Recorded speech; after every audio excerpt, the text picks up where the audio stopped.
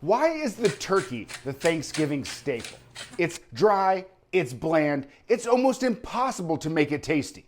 But yet we trot it out every Thanksgiving and everyone pretends that they like it. It stops today.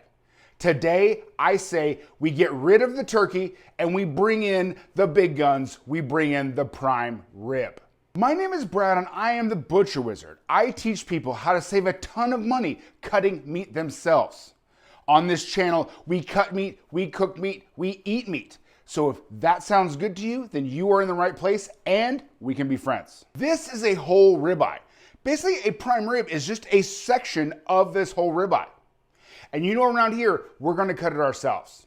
It provides the most amount of customization that you can get, and we save a little bit of money too.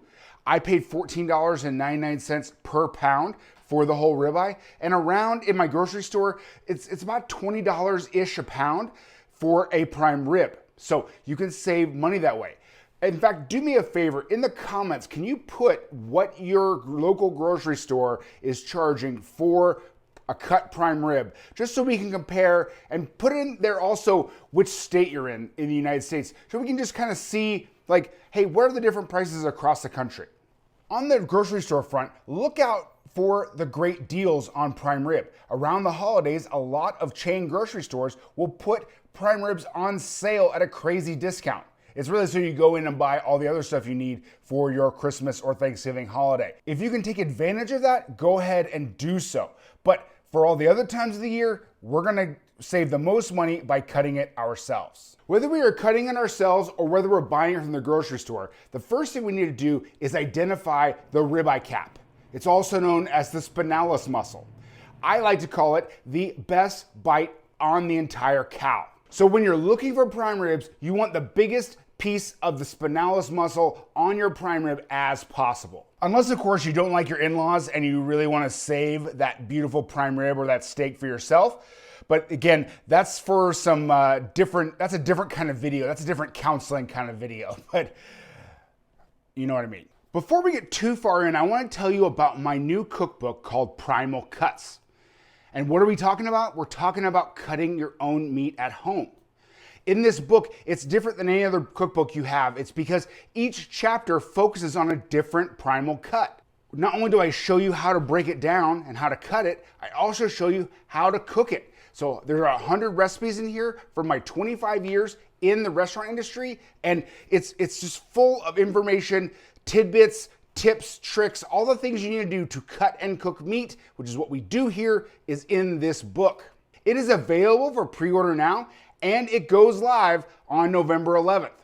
And if you pre-order the book now, I'm gonna give you 2 free gifts. The first free gift is gonna be my 2025 holiday gift guide. So you don't know what to get that person on your list who loves to cut meat and loves to cook meat? Well, I'm gonna give you all the brands I like and all of the tools that you're gonna need. And not only does that work for giving gifts in the future, but also we got the holidays coming up. We got Thanksgiving, you got Christmas, you got all these family get-togethers, and you need some new tools. So I'm gonna show you which ones I like in that guide. Second, I wanna give you a free 7-day trial membership of the Primal Cuts Club. Now, the Primal Cuts Club is my private members-only community in which, what do we talk about? We talk about cutting meat and saving money on meat. And that's all we talk about. So each chapter of this book is gonna show you how to break down these different primal cuts. Well, I have the videos in the Primal Cuts Club. And if you get stuck, you can ask me a question. At our twice a month, we have live Q&A calls. You can get on stage, ask me a question, and we can talk through what you're working with, what questions you have about meat, problems you're coming into when you're cutting meat. They run the whole gamut, and we can talk directly. Well, you go to Amazon or Barnes & Noble or anywhere this book is online, and you go ahead and you pre-order. Then you're gonna go to the link in the description in this video, and I'm gonna send you to a form, you put all your information, and I send you the bonuses. It's that easy. Thank you so much for pre-ordering this book and supporting the channel. I really appreciate it, and I cannot wait for you to get your hands on this thing and get to cutting some meat. Let's do this. Thank you. All right, so we've identified that this is the chuck end. This is gonna be where our biggest piece of spinalis is going to be, and this is where it's gonna be leaner. So we're gonna start from that chuck end. Now, I get a lot of questions like how much to cut, how big a piece to cut. So I go by a rule of thumb between 1 inch and an inch and a quarter per person. So however many people you want to feed, and you know your group. If you're gonna have a group of big meat eaters, maybe you go 1.5 inches, maybe you go a little bit bigger, you want leftovers, all that stuff. But a good rule of thumb is that inch to inch and a quarter. So all you're gonna do is you're gonna kind of eyeball it. Go over 1, 2, 3, 4, got 4 people, maybe I wanna do a little bit more. Again, whatever you wanna do is fine, but let's go ahead and cut a pretty big one and then go ahead and use your breaking knife and cut down real nice and easy. Nice and sharp knife, goes through that very, very quickly, and there is our prime rib. You can see that spinalis muscle right here. So this is a pretty good prime rib. We're gonna do a little bit more trimming and we're gonna tie it up and then it'll be ready for the oven. All right, have we done anything hard yet? I made 1 cut, that's about it. This is so easy for you to save money and doing this. I don't know why everyone doesn't do this.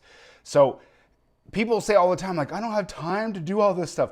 I just made 1 cut and we just saved at least $6 a pound. Do you think that's worth it? I do too. But a little more trimming to do, but it's very, very minimal.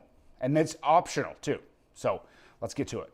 All right, so the next thing we're gonna do is just trim it up a little bit. I want to trim off this little piece right here, but we're gonna go all the way down.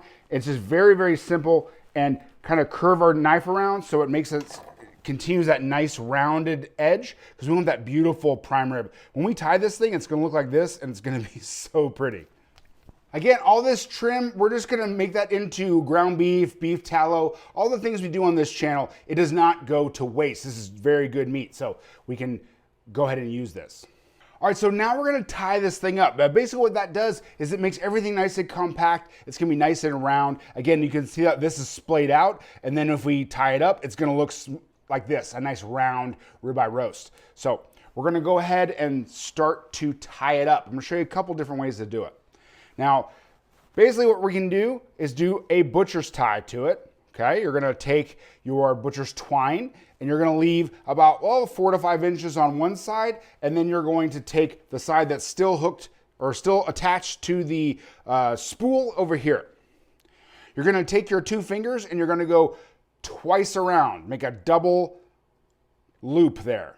Then you're gonna go ahead and reach in and pull that other string, that loose string, and then you're gonna be able to tighten it up. Then you go ahead and you make a overhand knot, cinch it up, and then you can tie it up. Or then you can cut off the edges. If you want to, you can just take the whole thing, cut off a whole piece, and cinch it up and tie it just like this. Either way works for me. Might need to get someone to hold, like we're doing a ribbon or something. You might need someone to hold your knot there. That's kind of why this butcher's knot is better, because it cinches it up and holds it, and then you can go ahead and tie it off. We'll do it one more time. Ooh, we got a lot of string here. We'll do it one more time. We will take the 2 fingers, double around,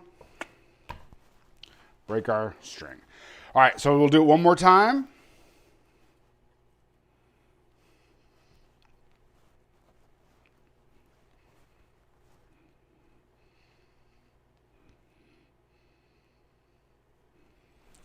Tie it off.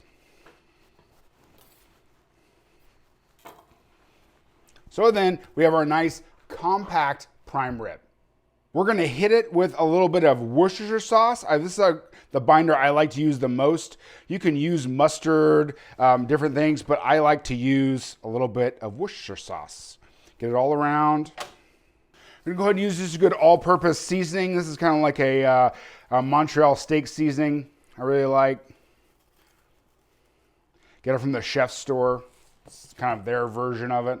But it has, it's very coarse, so it has coarse salt in it, coarse pepper, coarse onion, all this good flavors that we want in a piece of meat, piece of beef. Season all around.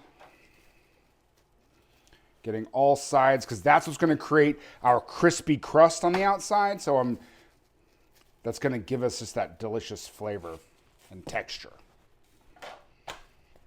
So let's talk doneness. So we're gonna cook this thing at 325 degrees. That allows the inside, all the fat that's on the inside, to render as much as possible. So we get a beautiful, juicy product.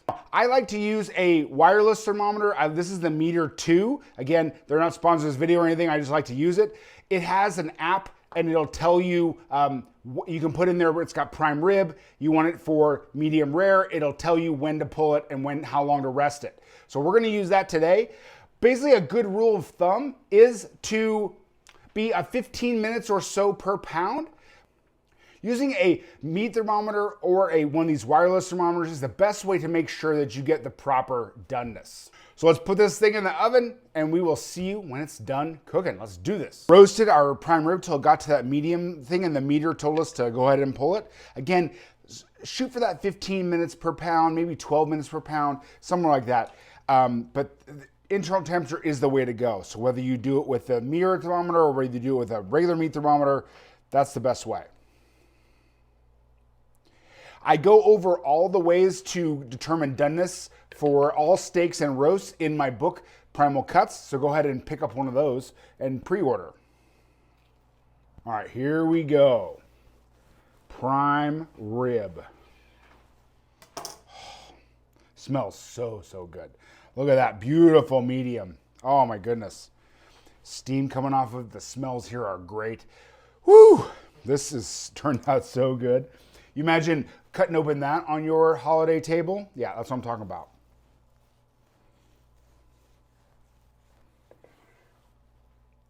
So good. Get a little slice here. So good. You get all of the rendered fat from inside of the ribeye, and that is what makes the prime rib so good. You just get all the flavors of just, it's pure meat. It's pure meat, beautiful goodness. Again, thank you all for coming with me on this journey. Please go ahead and pre-order the cookbook, Primal Cuts, on Amazon, Barnes & Noble, all the places. Check for the bonuses in the link in the description. And man, I will see you on the next one. Thanks a lot. Let's go.